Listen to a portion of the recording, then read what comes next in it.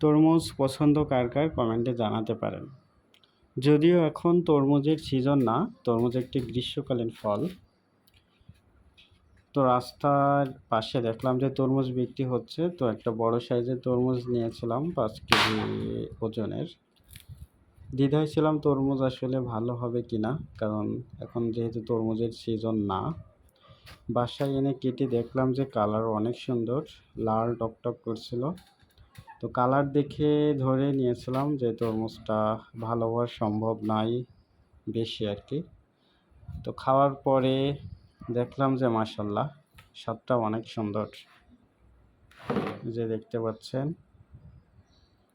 লাল টকটক করছে। তো তরমুজ এভাবে পিস করে কেটে যদি খাওয়া হয় তাহলে অনেক সুন্দর লাগে। আপনারা ওইভাবে পিস করে খেতে পারেন। সকলে ভালো থাকেন, সুস্থ থাকেন। ধন্যবাদ।